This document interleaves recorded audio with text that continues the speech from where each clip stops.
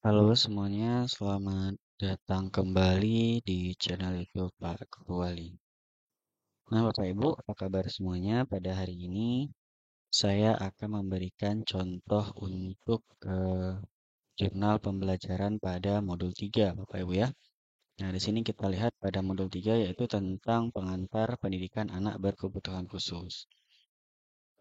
Nah, jadi pada modul 3 ini Bapak Ibu silahkan pelajari submodulnya ya. Jadi yang pertama itu di sini ada keberagaman peserta didik. Kemudian di sini ada pendidikan inklusif. Nah, jadi pastikan ini sudah dipelajari agar nanti muncul checklist hijau seperti ini, Bapak Ibu. Nah, kemudian Bapak Ibu setelah belajar, maka Bapak Ibu akan lanjut ke dalam postes ya. Nah, di sini Bapak Ibu nanti akan diarahkan ke postes yang pertama, kemudian postes yang kedua, dan juga postes yang ketiga. Nah, kemudian setelah Bapak Ibu menyelesaikan ketiga proses ini, baru Bapak Ibu dapat melanjutkan ya, melanjutkan ke dalam jurnal pembelajaran ataupun tugas akhir ya pada modul 3. Nah, di sini kita lihat jurnal pembelajaran pengantar pendidikan anak berkebutuhan khusus. Nah, di sini lengkapi jurnal pembelajaran. Nah, di sini kita lihat pada deskripsi jurnalnya, Bapak Ibu, jurnal pembelajaranku pengantar pendidikan anak berkebutuhan khusus. Nah, di sini pilihlah satu tugas terbaik versi Anda dari topik yang dipelajari untuk diunggah di jurnal pembelajaran. Nah, ini adalah topik yang sudah Bapak Ibu kerjakan ya di submodul 1 dan 2.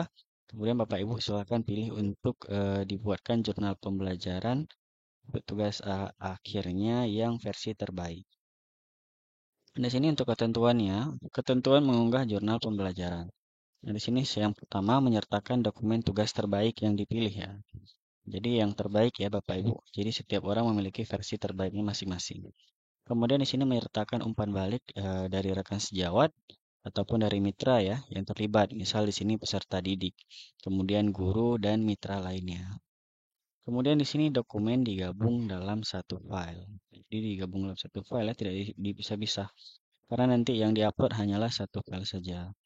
Kemudian di sini adalah format PDF ya, maksimalnya 10 MB.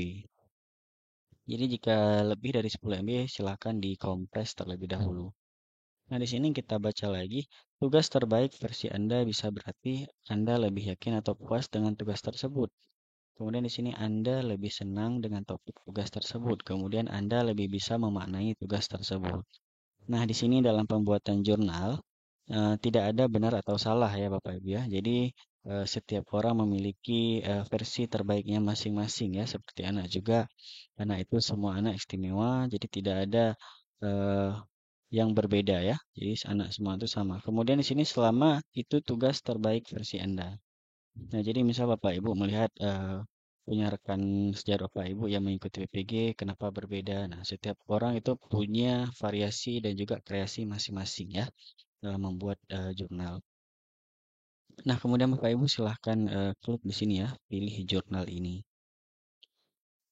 Nah, Bapak Ibu, saya ingin disclaimer sedikit Bapak Ibu ya. Jadi di video ini hanyalah contoh jurnal ya Bapak Ibu ya. Jadi Bapak Ibu bisa untuk modifikasi dan juga untuk referensi untuk pembuatan jurnal Bapak Ibu masing-masing. Nah, ini adalah contoh Bapak Ibu ya. Jadi nanti silahkan dijadikan referensi. Nah, Bapak Ibu, inilah contoh yang saya buat. Di sini contoh jurnal pembelajaranku yaitu pengantar pendidikan anak berkebutuhan khusus. Nah, di sini adalah contoh jurnal untuk modul 3 ya. Jadi, ini adalah contoh Bapak Ibu. Nah, kita lanjut saja Bapak Ibu. Nah, di sini seperti biasa Bapak Ibu silahkan untuk sertakan untuk biodata diri. Jadi di sini Bapak Ibu disusun oleh di sini Bapak Ibu silahkan nama Ibu, kemudian nomor UKG, universitas, instansi, kelas, dan juga mata pelajaran ya, atau dan lainnya yang dibutuhkan. Nah, jadi Bapak Ibu silahkan ini di sini jika Bapak Ibu ingin menambahkan foto, jadi bisa ditambahkan di sebelah kanan atau sebelah kiri ya, atau dikreasikan dengan versi Bapak Ibu masing-masing. Nah, Bapak Ibu kita masuk ke dalam yang pertama di sini kita sertakan terlebih dahulu yaitu pendidikan inklusif ya. Jadi di sini kita sertakan. Jadi setelah dipelajari di modul, jadi di sini ada 3 pengertian Bapak Ibu. Nah, di sini Bapak Ibu, saya sarankan ya Bapak Ibu dapat memilih beberapa referensi ya. Jadi terutama referensinya yaitu dari LMS, sertifikat pendidik ya. Nah, Bapak Ibu, saya contohkan Bapak Ibu di sini sangat banyak sekali materi-materi yang nanti bisa kita buat untuk jurnal kita. Saya contohkan di sini sangat banyak ya. Jadi Bapak Ibu silahkan pastikan Bapak Ibu sudah membuat dan juga eh, dapat mengambil referensi dari sini Bapak Ibu. Di sini sangat banyak yang bisa kita pelajari Bapak Ibu ya. Jadi nanti saya sarankan Bapak Ibu dapat mengambilnya dari PMM sendiri dan juga nanti beberapa referensi dari luar dan juga pengalaman Bapak Ibu pada saat di sekolah Bapak Ibu masing-masing.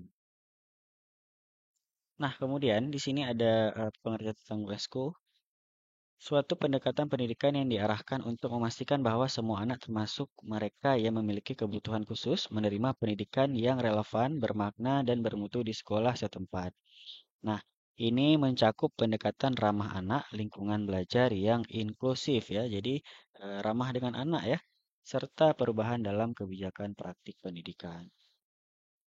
Nah, di sini Bapak Ibu kita lihat lagi. Nomor 2 di sini ada pernyataan Salmanca ya. Jadi di sini menekankan bahwa setiap anak memiliki hak untuk mendapatkan pendidikan yang bermakna dan bahwa sistem pendidikan harus mampu mengakomodasi keberagaman anak-anak, termasuk mereka yang memiliki kebutuhan pendidikan khusus atau ABK ya. Nah, kemudian di sini yang ketiga, di sini ada dari Permendikbud yaitu inklusi adalah sebuah pendekatan untuk membangun lingkungan yang terbuka untuk siapa saja dengan latar belakang dan kondisi yang berbeda, meliputi kondisi fisik, karakteristik, kepribadian, status, suku, budaya, dan lain sebagainya. Nah, jadi setelah kita sertakan pengertian, kemudian kita sertakan juga di sini pendidikan ya, Bapak Ibu ya.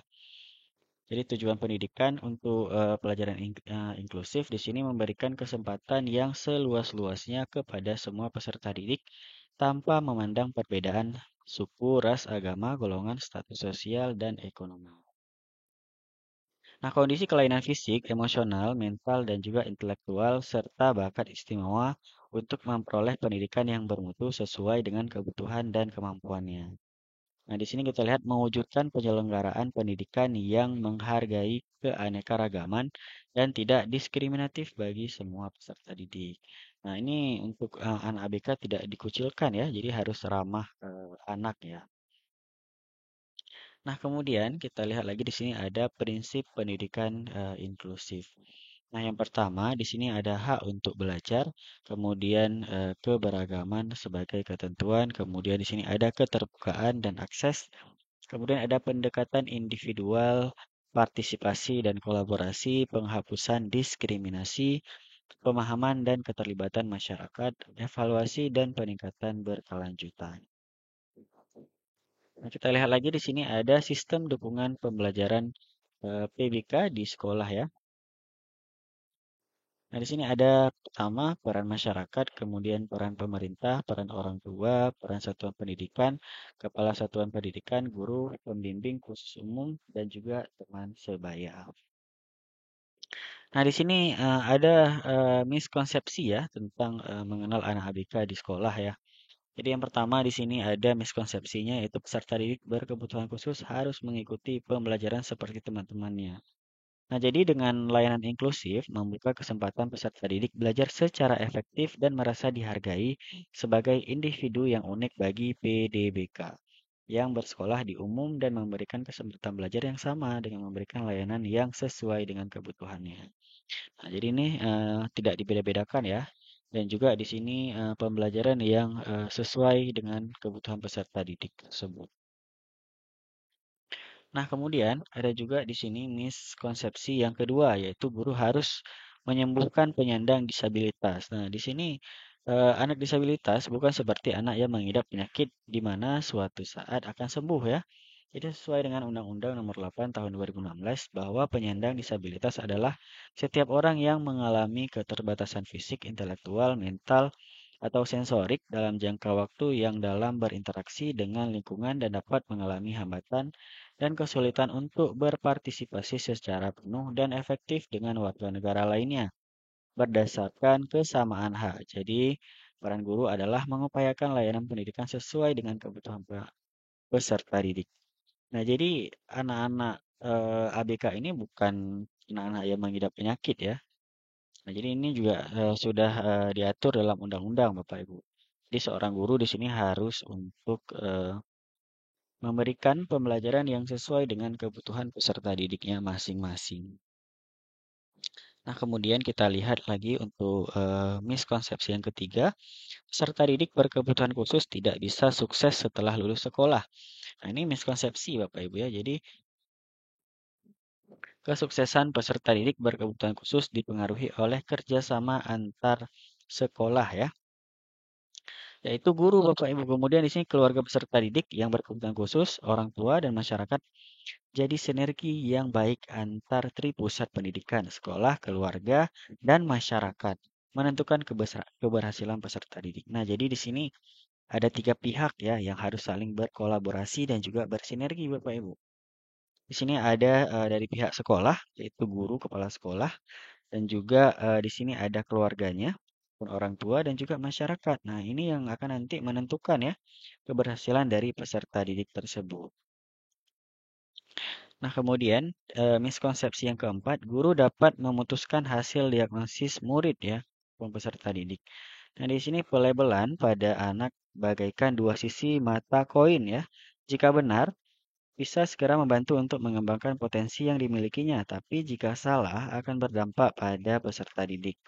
Yang harus dilakukan yaitu observasi dan diskusi dengan orang tuanya dengan tujuan mengidentifikasi kebutuhan khusus apa yang dimiliki peserta didik. Nah, jadi balik lagi ya ini harus didiskusikan lagi. Jadi dengan orang tuanya peserta didik apa yang menjadi kendala dengan anaknya ya. Jadi agar nanti bisa diidentifikasi ya dan ditindaklanjuti. Nah, kemudian semua anak peserta didik berkebutuhan khusus memiliki hambatan intelektual. Anak yang berkebutuhan khusus ada yang mengalami hambatan dari faktor eksternal dan juga internal ya Bapak Ibu ya. Nah, di sini contohnya faktor eksternal seperti perubahan domisili trauma ya atau tekanan dalam rumah tangga. Sedangkan faktor internal yaitu kondisi medis atau biologis yang mempengaruhi kemampuan belajar perkembangan anak. Nah, itu bisa jadi ya dari contoh eksternal ada kekerasan terhadap anak dan juga trauma-trauma yang dialami anak itu bisa berpengaruh. Nah, kemudian di sini kita lihat lagi Bapak Ibu beberapa jenis kebutuhan yang banyak ditemui di satuan pendidikan ya. Nah, di sini kita bisa lihat Bapak Ibu peserta didik dengan hambatan intelektual, kemudian hambatan fisik motorik, kemudian hambatan fisik motorik juga. Di sini kita lihat lagi hambatan majemuk, kemudian di sini tambatan penglihatan dan juga pendengaran. Kemudian di sini ada cerdas istimewa dan juga berbakat ya Bapak Ibu ya. Kemudian di sini ada hambatan penglihatan, hambatan pendengaran dan juga di sini Autistic Spectrum Disorder atau ASD ya Bapak Ibu ya. Nah, kemudian peserta didik yang berkebutuhan khusus di sekolah Bapak Ibu ya. Jadi ini saya contohkan saja. Nah, di sini peserta didik dengan hambatan emosi dan perilaku ya. Jadi tidak stabil ataupun terhambat secara emosi dan juga perilaku. Nah, secara umum tidak mengalami hambatan intelektual sehingga dimungkinkan dapat mengikuti kurikulum standar meskipun harus dengan penyesuaian. Nah, kemudian di sini ada peserta didik lamban belajar ya atau slow learner. Anak ini memiliki potensi intelektual sedikit di bawah rata-rata anak sebayanya, tetapi termasuk kategori peserta didik dengan hambatan intelektual. Nah, kemudian setelah Bapak Ibu membuat jurnal ini, pastikan Bapak Ibu ada dokumentasi kegiatan ya. Jadi nanti Bapak Ibu silakan sertakan dan juga silakan ditambahkan ya, karena nanti akan digabungkan dengan satu file di sini Bapak Ibu. Nah, kemudian setelah dokumentasi kegiatan, Bapak Ibu silakan sertakan umpan balik ya. Jadi siapa yang terlibat di sini, misalnya yang terlibat adalah guru dan juga peserta didik. Nah, nanti Bapak Ibu di sini silahkan sertakan umpan baliknya. Nah, kemudian hanya ini ya Bapak Ibu ya yang bisa saya berikan contoh untuk jurnal pembelajaran pada modul 3 ya tentang pendidikan inklusif atau anak berkebutuhan khusus. Nah, saya ingatkan kembali lagi Bapak Ibu ini hanyalah contoh saja. Jadi Bapak Ibu silahkan modifikasi dan juga tambahkan sesuai dengan modul yang diminta pada ketentuan untuk jurnal ini. Kemudian Bapak Ibu bisa juga menjadi referensi ya. Jadi sudah ada bayangan bagaimana untuk cara membuat. Terus ada yang bertanya, ini saya sering baca ya untuk di kolom komentar Bapak Ibu. Apakah harus dibuat seperti aksi nyata seperti ini? Nah, itu Bapak Ibu silahkan dibuat dengan versi Bapak Ibu masing-masing ya. Jadi tidak harus seperti ini Bapak Ibu, tidak harus dengan Canva. Jadi Bapak Ibu bisa dengan Microsoft Word. Jadi bebas Bapak Ibu ya. Jadi yang penting Bapak Ibu dapat membuat jurnal dengan versi terbaik Bapak Ibu masing-masing. Terima kasih bagi Bapak Ibu menonton video ini. Jangan lupa untuk klik tombol like, kemudian silahkan berkomentar untuk kita bisa diskusi ya terkait dengan video ini. Kemudian Bapak Ibu silahkan klik share video ini jika Bapak Ibu merasa video ini bermanfaat. Dan juga jangan lupa untuk klik tombol subscribe agar membantu channel ini terus berkembang. Serta Bapak Ibu akan mendapatkan informasi terbaru dari channel YouTube Pak Guru Wali. Sampai jumpa di video selanjutnya.